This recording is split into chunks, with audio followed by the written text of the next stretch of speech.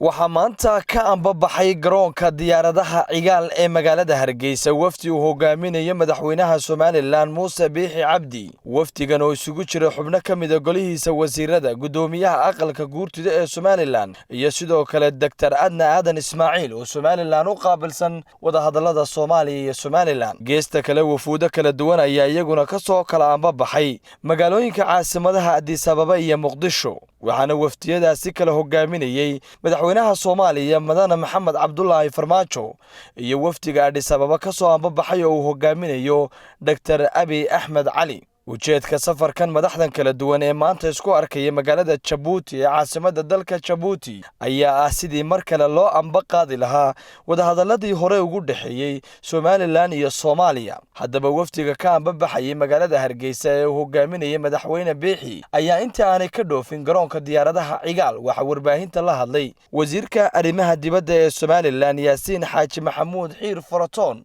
waxaana uu faahfaahin ka bixiyay safarka madaxweyne Biixi. saaka waxaan halkan soo taagay inaan idin sheego inuu dalka ka ambabaxayo wafdi uu hogaaminayo madaxweynaha Jamhuuriyadda Soomaaliland Muuse Biixi Cabdi. wafdigaas wuxuu baxayaa dalka Djibouti.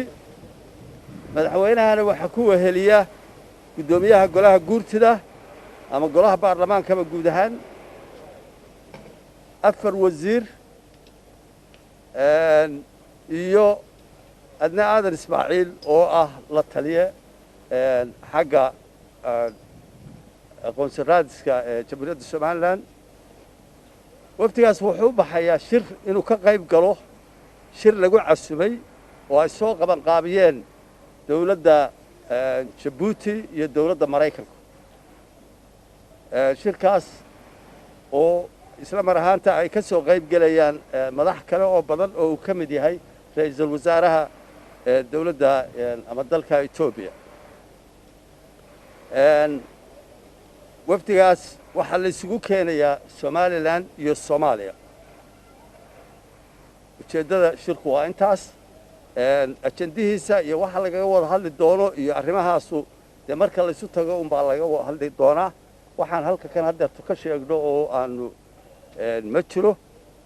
insha Allahna waxaanu rajaynaynaa inuu afkarad iyo guul ku dhamaado. haddaba madaxda shirkani ka qayb galaya maanta ayaa waxaa la dejiyay hotel Campesti ee magaalada caasimadda ee Djibouti. isla markaasina shirkan ayaa la filayaa inuu ka dhaco maanta xafiiska madaxtooyada ee dalkaasi Djibouti. geesta kale marka laga reebo wafdiga ra'iisul wasaare Abiy Ahmed Cali ayaa waxaa labada wafdi ee Soomaaliland iyo Soomaaliya shirkaasi uga qayb galaya ilaa iyo 17 xubnood oo isugu jira labada dhinac. wadahadalada maanta ka furmaya dalka Djibouti ayaa noqonaya kii ugu horeeyay ee ay warbaahinta ay xog rasmi ah ay ka hesho in wadahadal rasmi uga furmaya Djibouti madaxda caasimadaha Hargeysa iyo sidoo kale Muqdisho.